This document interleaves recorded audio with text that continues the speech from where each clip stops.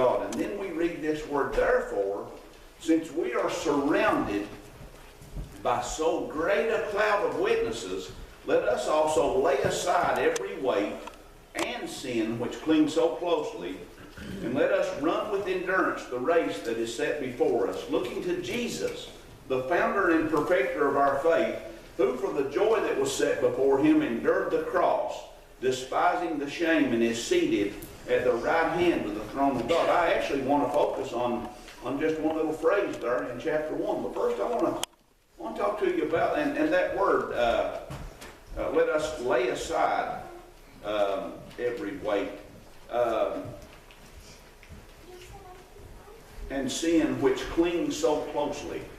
The old King James Version, instead of saying cling so closely, uses the word besets. In other translations of the Bible, use a word that is very, very appropriate, uses the word ensnare. And that's what I want to focus on, is that particular word.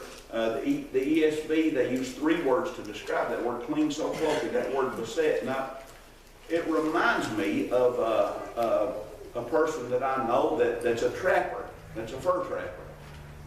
And he traps coyotes. Any of you that have got house pets or anything, I know Corey's in the woods a lot, and any of you that are in the woods a lot realize that there's a bunch of coyotes in the neighborhood. And in the springtime, people's house pets start to go missing and things, and there's so many of them, they're everywhere. So this guy traps them in the winter during the trapping season. He sets traps for them. And he works really hard at it. He buys things to mask his scent and to entice the coyotes to come in to where his traps are. And when they walk in or where that trap is, it'll grab them by the foot and they can't get loose. Well, it takes him a while to finally catch one.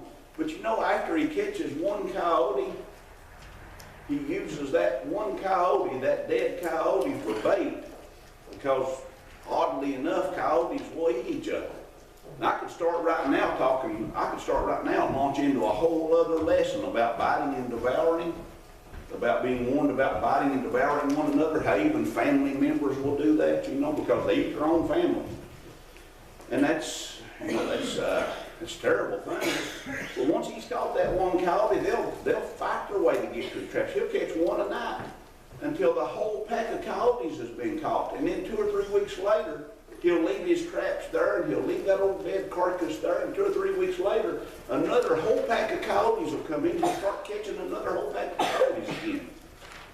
They don't know the trap's there, but when they're enticed by the smell of an easy meal, they lose caution. They throw caution to the wind. That's people. That's human nature. We talk about people who act like brute beasts, and it happens so often. But we want to talk about us being easily ensnared tonight by sin, by things that beset or ensnare us. And I looked at commentary. I read a commentator a while back, and this stuck in my mind. There's 4 different interpretations of that word, and each of them offers a little something. Each of them may not fit this particular context really well, but each of the definitions of those words offers us something that we can use in our lives to avoid being enticed by sin. And that's where I hope we are by the time we leave here this evening. Those translations, one of them is easily avoided. The sin which so easily besets us, but is easily avoided just the same. The word admired, oddly enough, is one of the interpretations of this word, ensnared. Or obviously ensnaring, but there's another word there that we're going to look at the very end of the lesson tonight, dangerous. And if you are here tonight and are trying to walk a tightrope between God and the world, I want you to know how dangerous that is for your soul. So the common ground here is that weights, things that are not necessarily sin, we've talked about those kinds of things before, but things that might lead to sin are the things that make us want to step into that trap. have no doubt that those old coyotes, might get to some point and they think, well, this don't just look quite right to me. There's something about this that troubles me, but they want that so bad that they'll go anyway and get caught. That's us. When we are enticed by sin, we become ensnared in it. And when you're ensnared, when you're caught, it's hard to get yourself out of it. We're going to talk about that some too. So let's investigate these 4 different interpretations of that word so that we can live our lives closer to the Lord. Easily avoided. If you look in Hebrews chapter 4, beginning with verse 14, the unknown author of the book of Hebrews says, "Since then we have a great high priest who has passed through the heavens, Jesus, the Son of God. Let us hold fast our confession. For we do not have a high priest who is unable to sympathize with our weaknesses, but one who in every respect has been tempted as we are, yet without sin.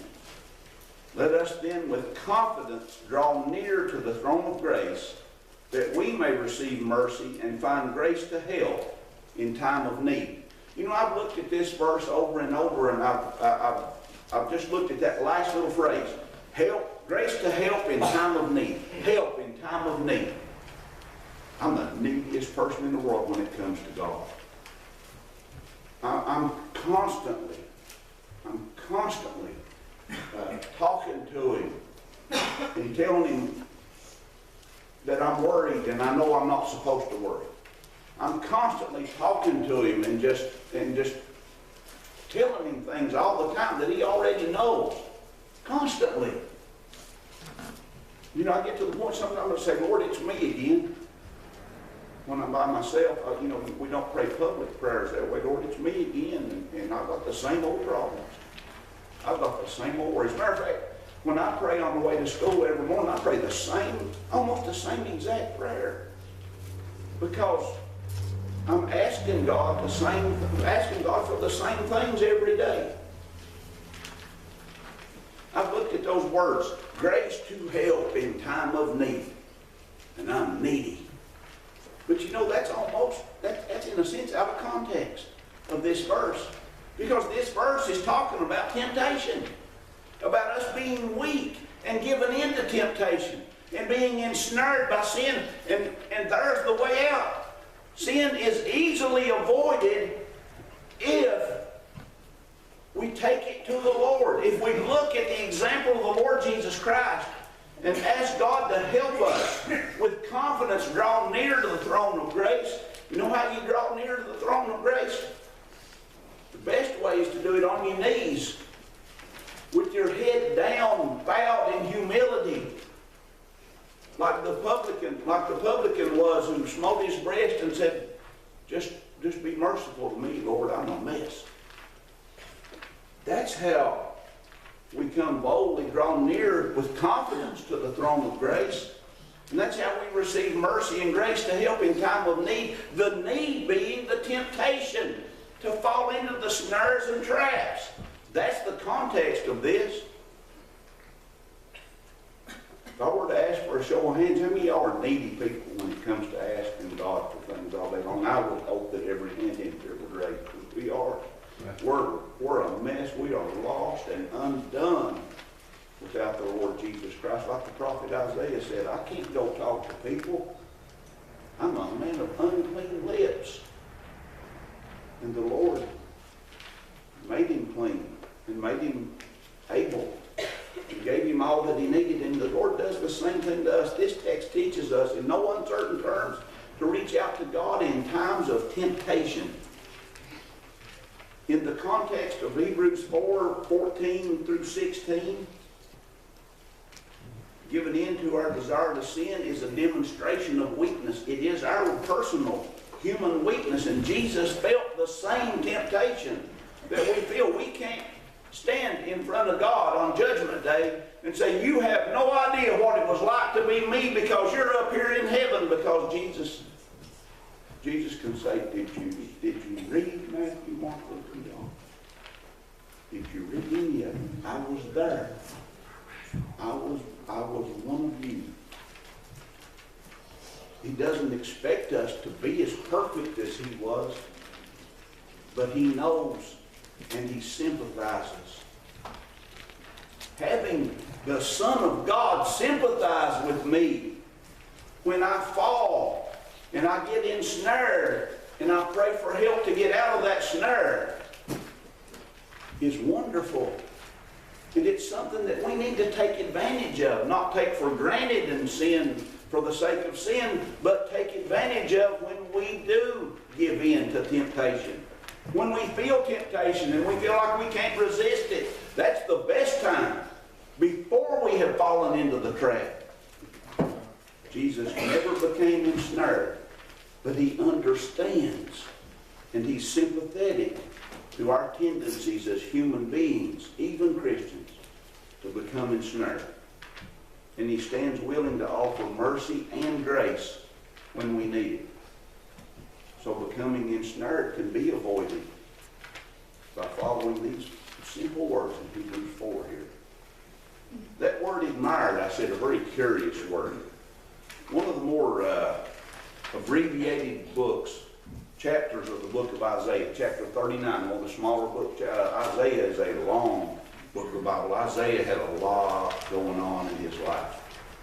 He lived through the reign of several kings of Judah and was a prophet for them. In chapter 39 of Isaiah, I'm not going to take the time to read that entire chapter, but we find King Hezekiah. You remember King Hezekiah? Isaiah went to him and said, the Lord said that it's time for you to die. Set your house in order, Hezekiah. And Hezekiah had been a good king. He had removed idols from Judah. He had worked hard. He was conscientious about doing the Lord's work.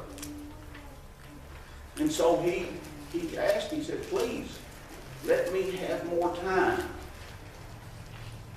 And the Lord gave him 15 more years. Well, in chapter 39, we find Hezekiah living those 15 more years. We find him living there. The son of the king of Babylon set this up. Now, the Assyrians were the world power at the time.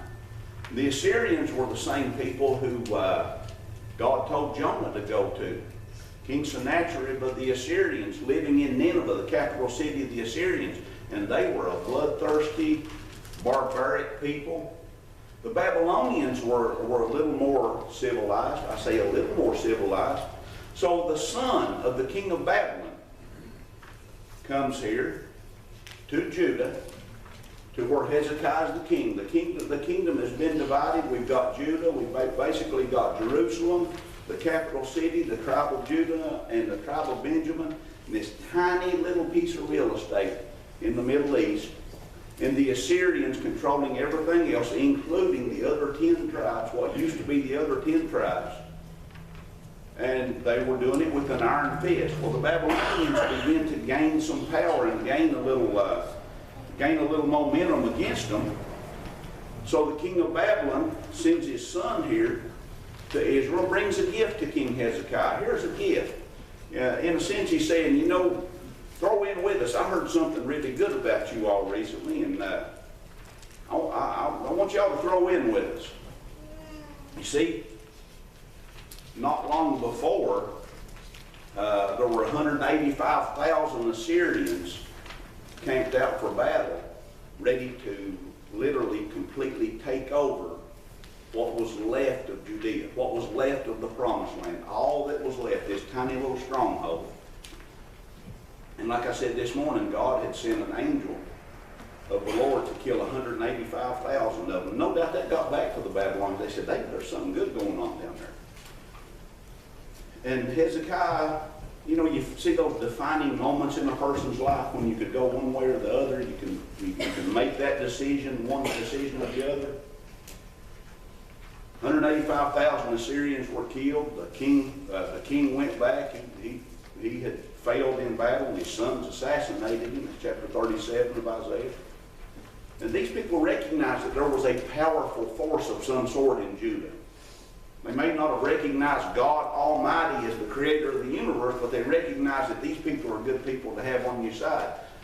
That was a golden opportunity for King Hezekiah to say, I serve the true and living God. But you know what he did?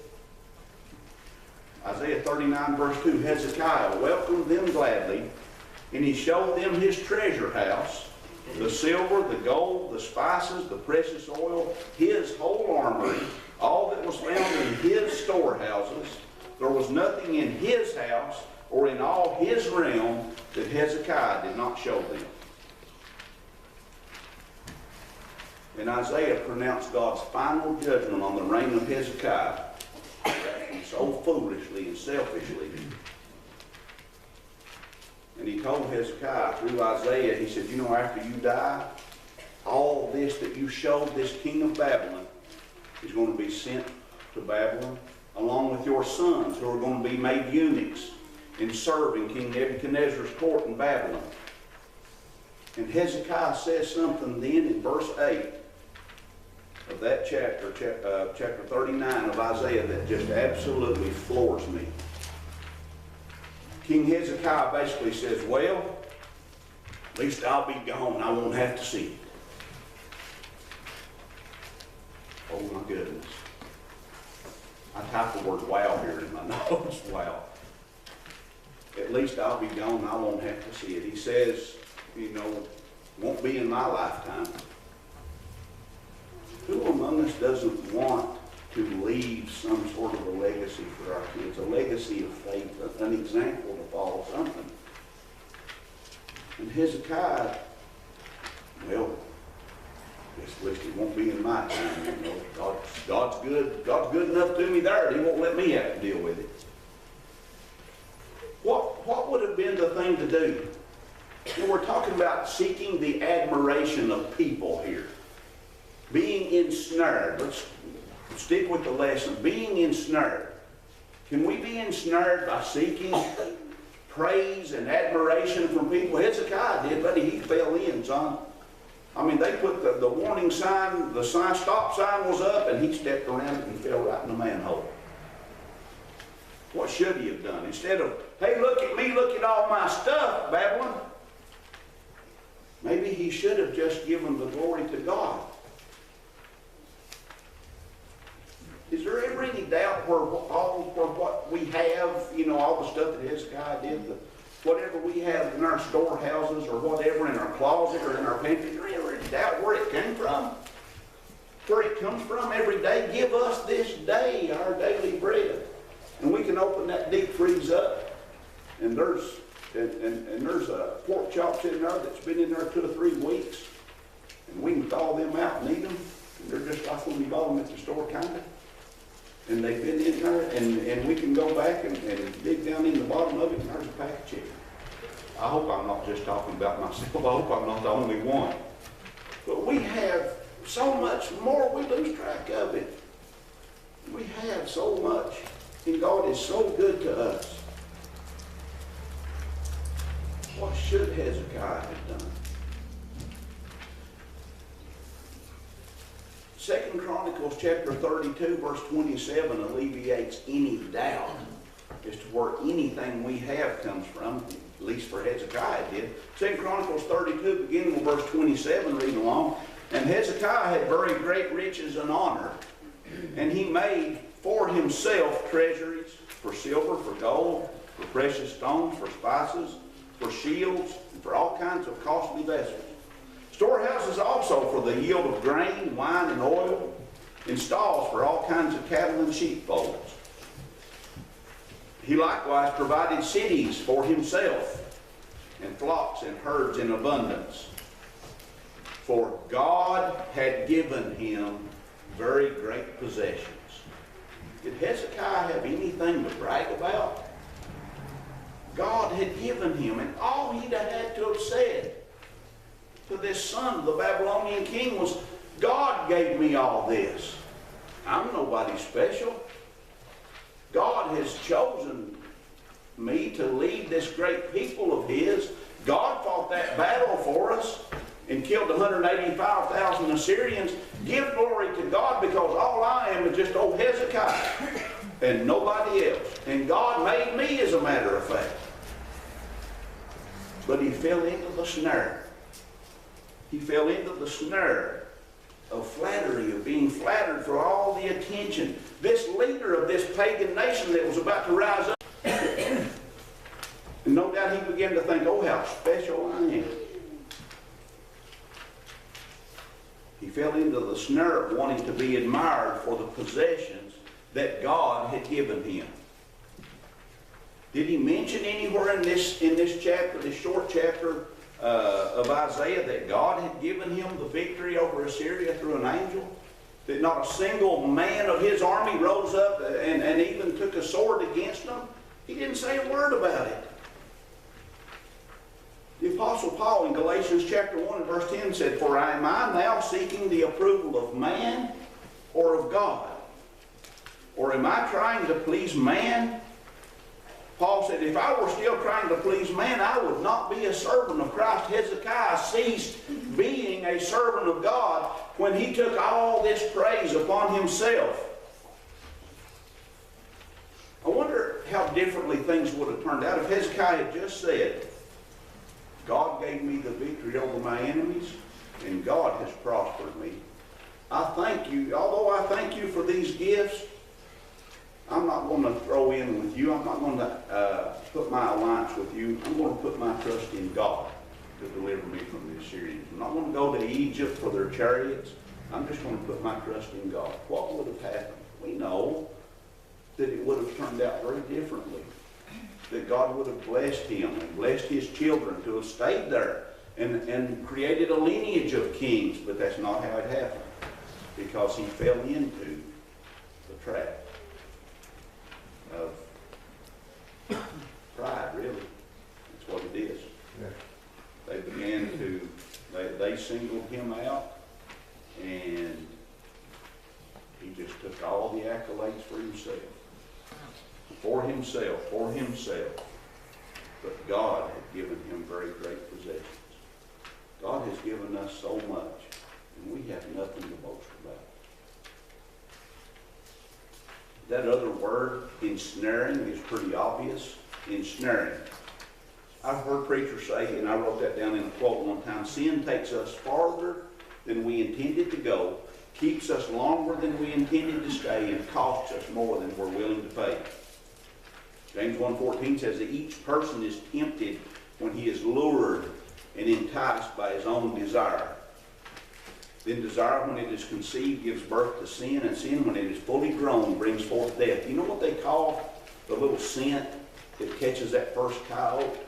It is a bottle of lure. You know, when you throw that bait out, Jesse, and you reel that lure and you fool that fish, you trapped him, you caught him, you fooled him.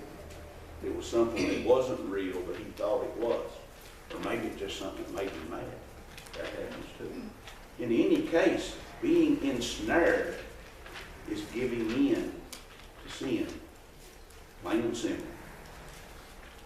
You know, I've told this, I think I even heard one of you all preaching a sermon the other day. I remember when Kyle Fletcher and a bunch of young boys were down there and couldn't have been more than 14, 15 years old. It's been a while.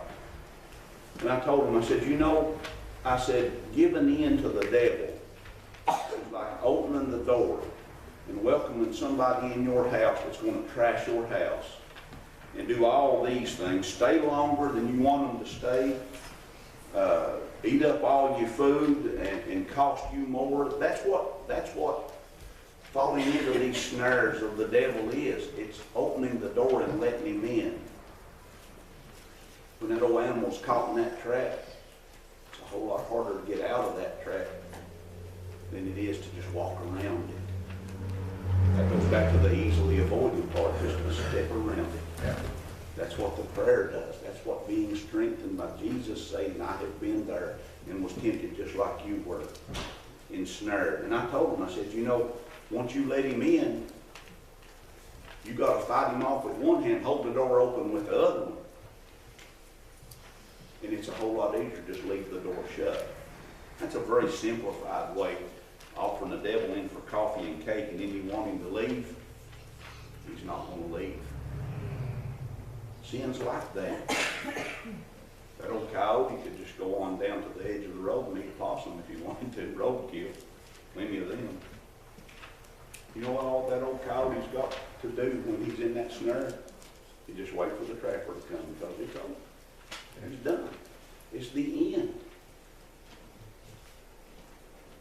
I've got a trap. I said that this morning. I got a trap set how to catch possum. Because possum get in my garbage and they tear the garbage bags, and when the garbage man picks it up, so I keep this little live trap set there all the time. And then I'll take it a couple of miles, up the road, up on the 4-lane, take it back in the woods, try to keep it from getting roadkill, hope for the best, and I'll turn it back over lucky. It's lucky possum. We don't get ensnared by Satan and just get turned loose. That does not happen. That doesn't happen. No doubt that old critter, I always put a few little pieces of cat food out in front of the trap, and he'll eat a couple of them, and he'll look back in that trap, and there'll be a whole pile of it back there. Nothing happened when he got those first couple of bites. So what's he thinking? Well, nothing's going to happen if I go get a big old bite of it. I'm going to tell you something. Teenagers, young people, please, oh my goodness, please listen. Something will happen. You will be trapped. You will get yourself in over your head so quickly that you can't get out except for the grace and mercy of God Almighty himself, and thank you that he's there. Animals that get caught in these traps are not that lucky. They get dispatched. That's a lot of words I can say for it. I read one time about a trapper that was having wild animals pull out of these traps. I don't know, the springs had gotten weak on them or something, and they would pull out of these traps, or maybe they were just big animals, whatever it was. He'd driven stakes into the ground and tied those to the ground with steel wire, so there was no give to the trap at all. So these animals would come out of the trap. Now, cost them dearly. Maybe broken foot bones, skin hide, blood, sores, hurt. It cost them, but they got free. So he got to thinking about it. And instead of tying that trap down to something solid, he tied it to a chunk of wood. And when they tried to pull, it came along with them. It gave, and it came along with them. So when he went up there to get that animal, he had to drag that trap till it got tired. And it was there still in the trap. And he dispatched it. To think that we can get out of Satan's snares once we get in them unscathed is foolishness. It's a lie of the devil.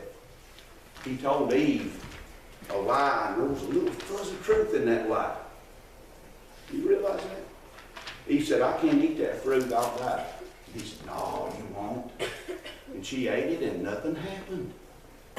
She didn't die. Did God lie? Eve's not alive anymore. She died. She didn't die that instant. That second, God's promises are God's promises. And he keeps his promises. There's enough little truth in that lie to make you put your foot in that. But you know what? Even if you pull loose, it's going to hurt. And if you don't, you're going to drag it around until it catches up with you. I'm speaking from experience. I'm speaking from experience. And I'd say there's people in here that could say the same thing. I know. I've gone back and looked at God's Word and said, I wish I had taken that to heart when the preacher was preaching that instead of testing it for myself. Who in their right mind here in this building would go to a mousetrap and put your finger in it and try to pull it back out and see if you get caught or not? That'd be silly. But how about a steel jaw trap that would make you cut your finger clean off? You definitely wouldn't want to do that. Why then do we see how close we can get to sin and avoid it? Why do we see how much temptation we can stand before we give in to it? How close we get. There's always consequences. The old trapper got a nice fur coat out of it. And all the coyote got was, he didn't have fur coat anymore. All sin's dangerous. Some leads to immediate consequences. Ouch, that hurts. And some we drag around for a while before we suffer the ultimate consequences of it. But there are always consequences. to sin here on earth.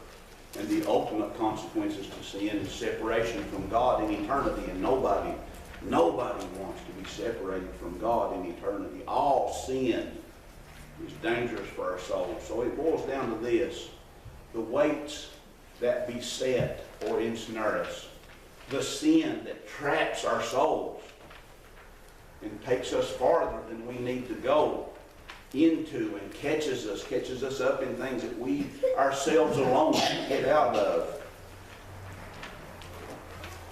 God has made a way out. We've finished the rest of Hebrews 12:1. Let us run with endurance the race that is set before us. We can't run it with weight holding us down. I see the kids up there at school. Sometimes they'll wear vests, 25-pound vests, and run. When they take that vest off, they feel like they could jump through the ceiling after they recover a little bit. But, you know, they're not going to run as fast with a 25-pound weight attached to them. If a bear got after them, they'd shed that weight. If Satan is trying to tempt us, we have to shed the weight and step aside and avoid the snares. God doesn't want us to be trapped and held down and weighted down with sin. Verse 2 tells us how to avoid it. Looking to Jesus, the author and finisher, founder and perfecter of our faith, who for the joy that was set before him endured the cross, despising the shame, and is seated at the right hand of the throne of God. There is no crown without a cross, and we all have a cross. We all have to live until it's time for us to leave this earth. So my admonition for everyone in here, looking at myself in the mirror the whole time, is to look to Jesus, the founder and perfecter of our faith. Jesus died for us. He died on the cross for us. Jesus came to this earth and lived a life that was perfect and sinless, and a perfect example for us to live our lives, knowing that we weren't going to live perfect lives, that sometimes Satan was going to enter in, and that Satan would sometimes ensnare us, and that we could turn to him for a way out of those snares, that we can come out of those snares completely clean, with no consequences, through obedience to the gospel of Jesus Christ. The gospel of Jesus Christ is not a difficult thing. Obey. Repentance of sin, confession of faith. I believe that Jesus is the Christ, the Son of the living God. Being baptized into Christ to have our sins washed away, and then coming out of that water to be a new person, a person that might every now and then fall into one of those snares. But looking to the Lord and getting a way out, always, because he's so merciful and he's so gracious. If you're subject to the invitation, now, we've got empty front pews up here, and all you have to do is come up here and make your wishes known. We stand and sing the invitation. Would you be free from your burden of sin? There's power in the blood, power in the blood. Would you worry for victory when there's wonderful power in the blood? There is power, power, wonder-working power in the blood of the Lamb.